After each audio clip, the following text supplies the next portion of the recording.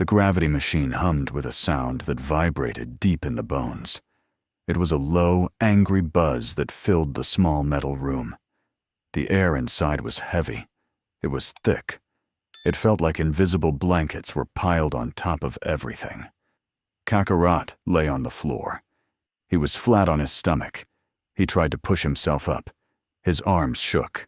His sweat dripped onto the metal tiles, but the sweat didn't splash.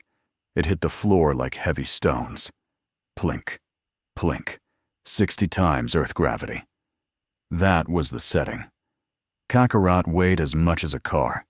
His hair, usually spiky and defying gravity, was pulled down flat against his head. His clothes felt like lead armor. He gritted his teeth. He bared his fangs. He growled. He pushed. 1 inch, 2 inches. His elbows locked. He screamed. The sound of his own voice was crushed by the pressure. It didn't echo. It just fell out of his mouth and died on the floor. "Stand up, clown." The voice came from the corner. Vegeta was standing there. He was struggling too. His knees were bent. His face was twisted in pain. But he was standing. He was crossing his arms, though it looked like it took all his strength just to keep them there. "You are embarrassing me," Vegeta said. "You call yourself a Saiyan? You are hugging the floor like a worm. Get up." Kakarot looked at Vegeta. He saw the prince's legs shaking. He saw the vein popping on Vegeta's forehead. Vegeta was in pain too. But his pride was stronger than gravity. Kakarot hated that. He respected it, but he hated it. He didn't want to be the worm. He wanted to be the dragon. Kakarot roared. He pushed with his legs. His muscles screamed. He felt fibers tearing. He felt his bones bending. But he rose. He got to his knees. Then 1 foot. Then the other. He stood up. He was hunched over, breathing like a dying engine. But he was on his feet. "See?" Kakarot gasped. "I am up." Vegeta smirked. "Good. Now fight me." Vegeta didn't wait for Kakarot to catch his breath. He lunged. Moving in 60 times, gravity was a nightmare. It was like moving through drying concrete. Vegeta threw a punch. It was slow. Kakarot saw it coming a mile away. But dodging was hard. Kakarot tried to step back, but his foot was glued to the floor by the weight. He had to drag it. Scrape. He didn't move fast enough. Vegeta's fist hit Kakarot in the gut. Even a slow punch in this gravity carried the weight of a falling boulder. Oof. The air left Kakarot's lungs. He folded over. He coughed. He wanted to fall. But he remembered the Sand Titan. He remembered Dabura. He remembered the feeling of helplessness. No, he wouldn't fall. He grabbed Vegeta's arm. He pulled. He used Vegeta's own weight against him. He headbutted the prince. Crack. Vegeta stumbled back. He rubbed his forehead. A bruise was forming instantly. "You hit hard," Vegeta muttered. "For a worm." They separated. They circled each other. The gravity pressed down on them, trying to crush them into paste. But they fought. They fought the air. They fought the machine. And they fought each other. Outside the capsule, the sun was setting. But the sky wasn't turning orange or pink. It was turning a sickly, bruised purple. The infection in the atmosphere was getting worse. The birds had stopped singing hours ago. Now, the only sound in the garden was the hum of the machine and the occasional thud of a body hitting the wall inside. Bulma was in her lab. She was typing furiously on her computer. Her blue hair was tied back in a messy bun. She had dark circles under her eyes. She hadn't slept in 2 days. On the screen, a map of the world was displayed. It was covered in red dots. The dots were spreading. They were moving from the deserts to the forests, from the forests to the small towns. "This is bad," she whispered to herself. "This is really, really bad. The energy readings from these crystals are off the charts. It's not just radiation. It's malice. It's like the energy itself hates us." She picked up a small device. It looked like a dragon radar, but modified. It was the crystal tracker. It beeped. A loud, sharp beep. It showed a massive spike of energy. Not in the desert, in East City, a heavily populated area. Millions of people. "Oh no," Bulma said. She grabbed a microphone. "Dad, get the jet ready. I need to tell the boys." She ran out of the lab. She ran across the garden to the gravity room. The red light above the door was on. Danger. High gravity. She slammed her fist on the intercom button. "Vegeta! Kakarot! Stop playing around. We have a situation." Inside the room, the intercom buzzed. Vegeta ignored it. He was busy trying to kick Kakarot in the head. Kakarot blocked the kick with his forearm. The bone rattled. "Did you hear that?" Kakarot asked. He was panting. "It's the blue woman." Vegeta grunted. "Ignore her. She's probably complaining about the noise." Kakarot shook his head. "No. She sounds scared." Kakarot lowered his guard. He walked to the control panel. He slapped the big red stop button. The gravity cut off. The relief was instant. Kakarot felt like he was floating. He felt light as a feather. He jumped. He hit his head on the ceiling. Ow! He rubbed his head. He landed softly. Vegeta stood up straight. He rolled his shoulders. His joints popped. "Why did you stop? We were just getting started." The door hissed open. Bulma stood there. She looked frantic. "East City," she yelled. "It's under attack. The readings are huge. It's the crystals. They're in the city." Kakarot's face went serious. The playfulness vanished. His eyes darkened. "East City? That's where Tien and Kyotsu went." Bulma nodded. "I can't reach them. Their signals are static. You have to go. Now!" Vegeta walked out of the room. He grabbed a towel and wiped his face. "Finally," he said. "A real target. I was getting bored of punching this clown." He looked at Kakarot. "Are you coming? Or are you going to stay here and cry about gravity?" Kakarot walked out. He cracked his knuckles. "I'm coming," he said. "And I'm going to eat whatever is over there." He didn't mean it literally. Or maybe he did. In the demon realm, you ate what you killed. Old habits died hard. They flew. They didn't take a jet. They didn't take a car. They blasted into the air. 2 streaks of light. 1 purple, 1 blue. They flew fast. The wind whipped their faces. Below them, the world looked wrong. The trees were turning gray. The grass was turning black. The rivers looked like oil. The infection was spreading faster than Kakarot thought. "It's my fault," Kakarot thought. "I brought the seed. I am the carrier." He felt a heavy stone in his chest. It wasn't gravity. It was guilt. He looked at Vegeta. Vegeta didn't look guilty. He looked focused. He looked eager. Vegeta sensed Kakarot staring. "What?"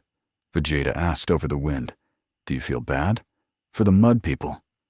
Kakarot nodded. "I did this." Vegeta scoffed. "Guilt is for the weak. You didn't do it on purpose. You survived. That is what matters. Now fix it. Destroy the enemy. That is how a Saiyan apologizes. With violence." They reached East City, or what was left of it. Smoke was rising in thick black columns. Buildings were on fire. But it wasn't normal fire. It was purple fire. It didn't burn. It corrupted. It turned concrete into sludge. People were running in the streets, screaming, and chasing them were the shadow beasts. These weren't the wolves or snakes from the desert. These were different. They were humanoid. They looked like shadows peeled off the ground. They had no faces, just glowing white eyes. They had long claws made of darkness. They moved strangely. They flickered. 1 second they were there. The next, they were 10 feet away. They were glitching through reality. Kakarot stopped in the air. He looked down. There were hundreds of them. They were swarming a tall building. On top of the building, Tien and Chiotsu were fighting back to back. Tien was firing Dodon rays. Zoo, zoo, zoo. The beams hit the shadows, but the beams passed right through them. The The shadows didn't have solid bodies. They were made of smoke and magic. Tien yelled in frustration. Physical attacks don't work. Energy attacks go through them. What are these things? Chiaotzu was crying. He held his hands up. Psychic power. Stop! He tried to freeze them. It worked for a second. A shadow froze. But then it dissolved and reformed closer to him. It raised a claw to strike Chiaotzu. Kakarot dove. He didn't think. He dropped like a meteor. He landed between the shadow and Chiaotzu. The impact cracked the roof. The shadow swung its claw. Kakarot punched. His fist went through the shadow's chest. He felt nothing. It was like punching cold air. The shadow didn't care. It slashed Kakarot's arm. Rip! 3 deep cuts appeared on Kakarot's bicep. Blood sprayed. It burned. The claws were poisonous. Kakarot hissed. He jumped back. Vegeta landed next to him. He saw the wound. Intangible, Vegeta noted. Annoying. He fired a ki blast. It went through the shadow and blew up a car on the street below. Useless, Vegeta spat. They are ghosts. How do we kill ghosts? Kakarot held his bleeding arm. The poison felt like ice spreading in his veins. In the demon realm, Kakarot said, breathing hard. There were things like this, wraiths. You couldn't hit them with your fist. You had to hit them with your soul. Vegeta raised an eyebrow. My soul? What kind of hippie nonsense is that? Kakarot glared at him. Not nonsense. You have to push your ki out. Not as a blast. As a coating. Coat your body in energy. Make yourself bright. They hate the light. They are darkness. You have to be the sun. Kakarot closed his eyes. He focused. He didn't charge a blast. He let his energy leak out of his pores. His purple aura flared up. But he pushed it harder. He made it dense. He made it bright. He looked like a purple torch. He opened his eyes. He charged the shadow. The shadow swiped at him. Kakarot didn't dodge. He punched. This time, his fist glowed. When it hit the shadow, it didn't pass through. Sizzle. It sounded like bacon hitting a hot pan. The shadow screamed. A high-pitched, terrible sound. Kakarot's fist connected with something solid inside the smoke. The shadow burst into steam. It was gone. It works! Tien yelled. Coat your attacks! Kakarot turned to Vegeta. See? Be the sun! Vegeta huffed. Purple sun. Fine. Vegeta flared his aura. He made it blindingly bright. He looked like a star. I will show you how to shine, clown. Vegeta flew into the swarm. He was a buzzsaw of light. He punched. Sizzle. He kicked. Pop. Every hit destroyed a shadow. The monsters tried to run, but they couldn't escape the speed of the prince. Kakarot joined him. They cleared the roof in seconds. Tien and Chiaotzu collapsed. They were exhausted. Thank you, Tien gasped. We were done for. But the battle wasn't over. The ground shook. The purple fire in the city flared higher. From the center of the city, a massive shadow rose. It was taller than the skyscrapers. It looked like a giant man wearing a cloak of darkness. It had horns. It had a sword made of black void. It was a shadow general, a high-ranking summon. It looked at the Saiyans. Its eyes were 2 red suns. Saiyans, the general boomed. Its voice sounded like 1,000 whispers. The master sends his regards. He says you are pests, and pests must be exterminated. Vegeta floated up to eye level with the general. He crossed his arms. He glowed with power. The master?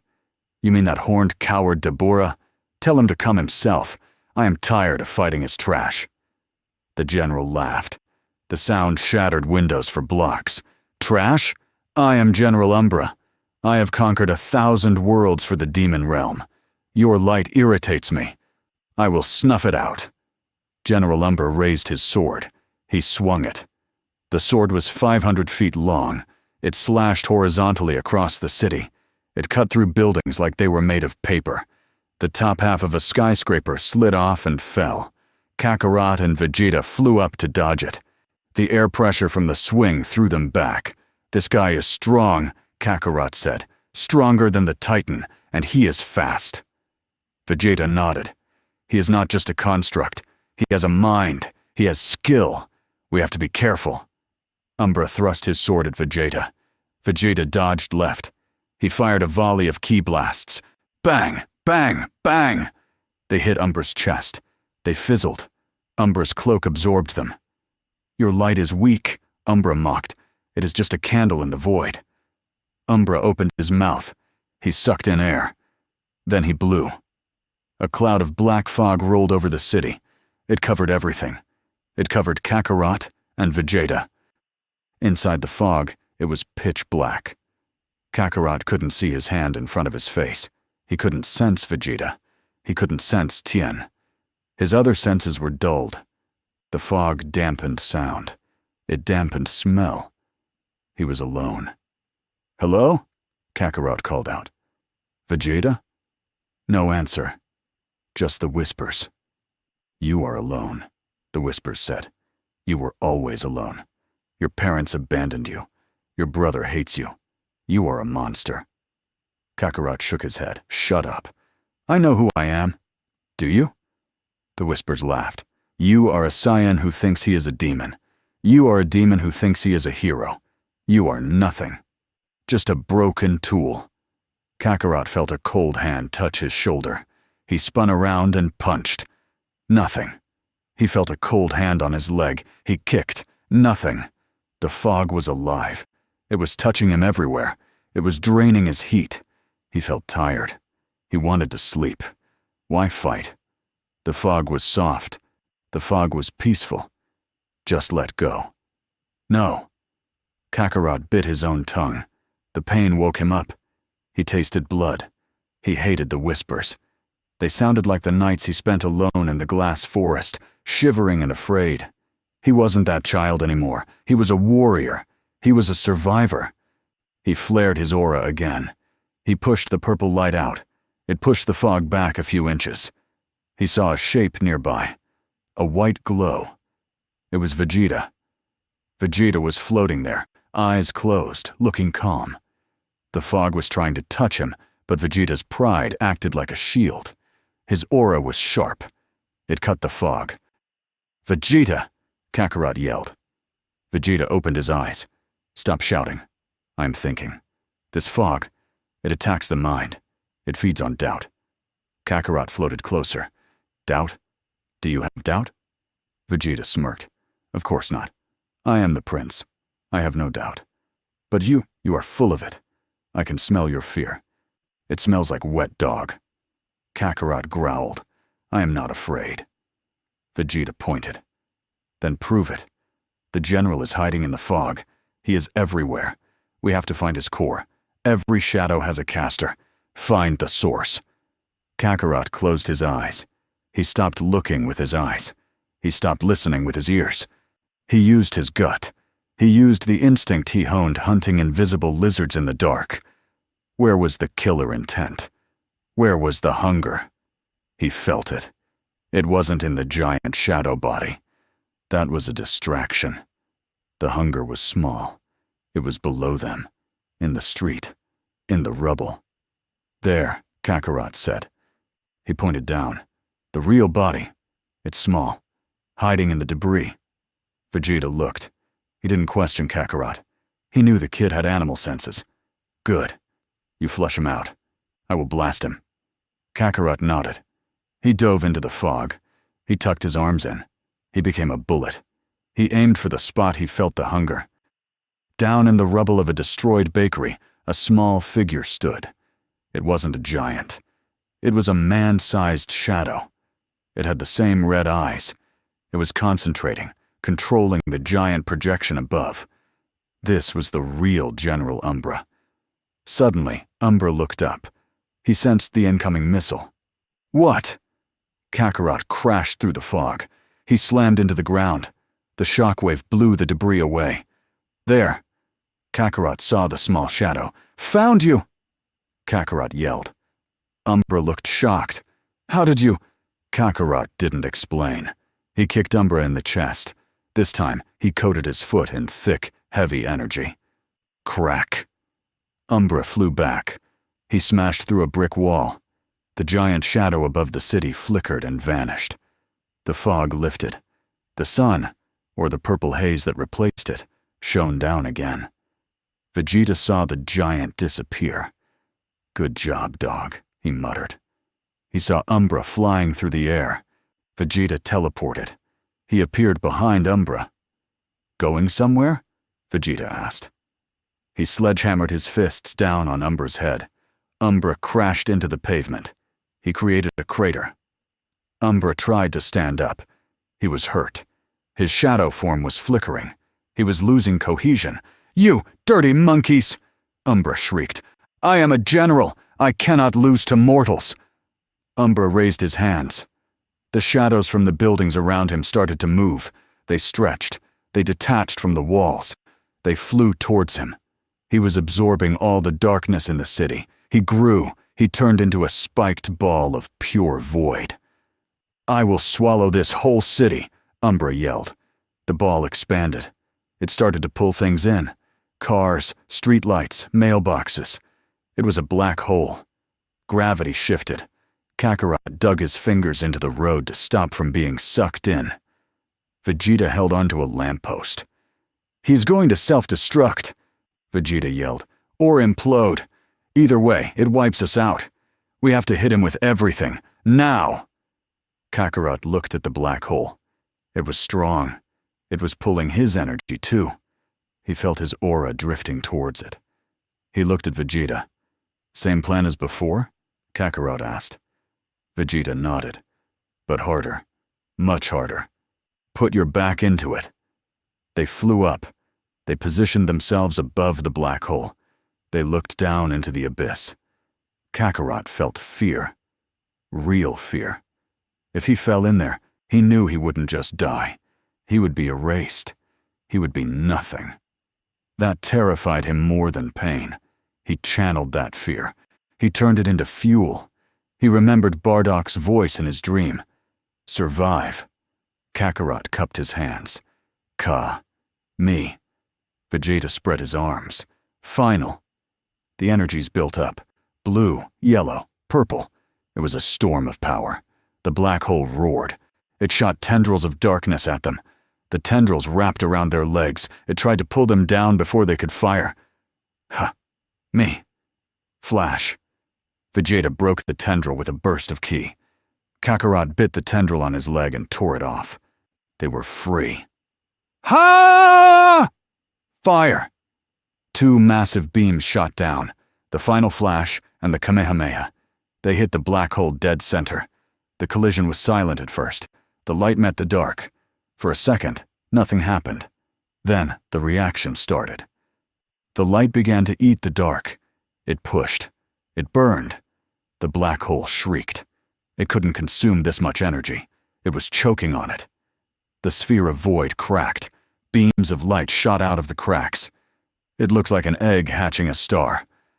"No!" Umbra's voice echoed one last time. Boom! The explosion was blinding. A dome of white light engulfed the city center. The Z-fighters covered their eyes. The shockwave shattered every window for 10 miles. It flattened the fires. It blew the smoke away. When the light faded, there was a massive crater in the middle of East City. It was smooth and round. At the bottom of the crater there was no shadow, no umbra, just steam rising from the melted rock. Kakarot and Vegeta hovered above the crater. They were breathing heavy. Their clothes were torn. Kakarot's shirt was gone. His chest, covered in scars, was heaving. Vegeta's armor was cracked down the middle. One shoulder pad was missing. They were spent. They had used almost everything. "We got him," Kakarot said. He wiped blood from his nose. Vegeta nodded. He looked at his shaking hands. "That was close," Vegeta admitted softly. "Too close. If we had been a second slower." Kakarot laughed, a dry, raspy laugh. "But we weren't.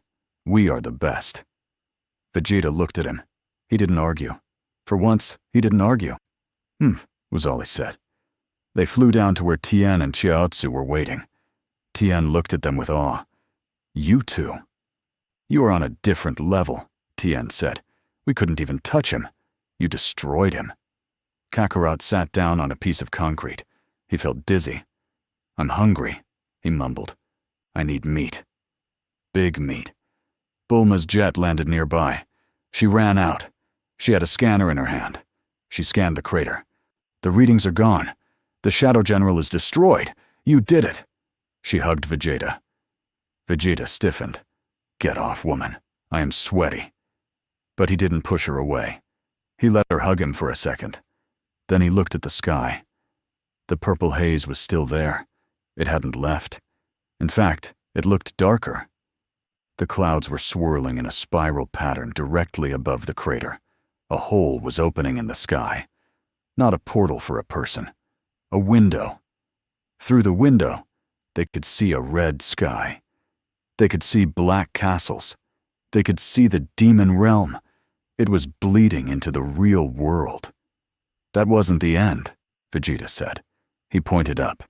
That was just the opening act. Look, the general was just clearing the way. Kakarot looked up. He saw his home.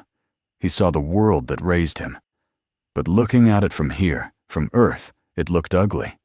It looked sick. He felt a pull, a connection. The demon realm wanted him back. A voice came from the sky. It wasn't Dabura, it wasn't Towa. It was a collective voice, a chant.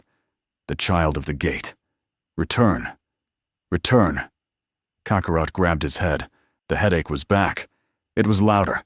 Shut up, he yelled at the sky. I am not yours. Suddenly, Kakarot collapsed. He fell sideways. He hit the ground hard. Kakarot! Bulma screamed. She knelt beside him. He was burning up. His skin was hot to the touch. It was glowing faintly purple. What's happening? Krillin asked. Vegeta looked closely. He is overloading, Vegeta said. His body. It is fighting itself. The earth energy and the demon energy. They are at war. He used too much power today. The barrier is breaking. Kakarot writhed on the ground. He was in a nightmare. He saw Uzaru. He saw himself destroying Earth. He saw himself killing Bulma. He saw himself sitting on a throne of bones next to Dabura. No, he whimpered. I am Saiyan. Vegeta knelt down. He grabbed Kakarot by the hair. He lifted his head. Listen to me, Kakarot. Don't let the darkness take you. You are a rival of Prince Vegeta. If you turn into a demon, I will kill you. Do you hear me? Fight it. Fight the blood. Kakarot opened his eyes. One eye was black. The other was red. He looked at Vegeta. He gritted his teeth. He focused on Vegeta's angry face. It was an anchor. A very angry, very loud anchor. Kakarot forced a smile. You are. So. Loud, Kakarot whispered. The red faded from his eye. He passed out. Vegeta dropped him. He stood up. He looked at Bulma. Get him to the lab. Put him in the healing tank. If he wakes up, we train again. If he doesn't. Vegeta didn't finish the sentence. He looked at the hole in the sky. The demon realm was watching, and they were coming for their lost son. Bulma loaded Kakarot onto a stretcher. The Z-fighters helped carry him to the jet. Vegeta stayed behind for a moment. He looked at the crater. He looked at his own hands. He clenched them into fists. Super Saiyan, Vegeta thought. I need it. I need it now. This power, it is not enough. A spark of lightning crackled around Vegeta. It was yellow, just for a microsecond. Then it was gone. Vegeta smirked. Close. So close. He flew into the jet. The door closed. The jet took off, heading back to West City. Behind them, in the ruins of East City, a single shadow remained. It was small. It hid in a drain pipe. It had watched the whole fight. It had watched Kakarot. It smiled a jagged, white smile. Then it melted into the ground, slithering away to report back to the Master. The war was far from over. Back at the Demon Realm throne room. Dabura sat on his throne. He was watching the events in a pool of dark water. Towa stood next to him. Failed again, Towa noted. General Umbra was destroyed. Deborah didn't look angry. He looked amused. He swirled his wineglass. No, sister. Not failed. Tested. The boy is strong. He resisted the call. But he is breaking. Did you see his eyes? He is half ours already. We just need one more push. One more tragedy. And he will come home. Deborah looked at a shadowed corner of the room. Are you ready? He asked. A figure stepped out of the shadows. It was tall. It wore a mask. It carried a staff. It radiated a power that felt like cold steel. I am ready, my king, the figure said. I will bring him back. Or I will bury him. Deborah smiled. Go then. Go to Earth. And break the prince first. If the prince falls, the monkey will lose his anchor. And then, he is mine. The figure bowed and walked towards the portal. The invasion was escalating. The next wave would not be mindless beasts. It would be an assassin. Episode 11. End. Next time on Saiyan of the Demon Realm, the assassin from the dark. While Kakarot fights for his life in a fever dream, a new enemy targets Vegeta. This assassin knows the Saiyan fighting style perfectly. Who is behind the mask? And as the infection spreads to the ocean, creating monster leviathans, can the Z fighters hold the line without their strongest warrior? The mystery deepens, and the darkness grows closer.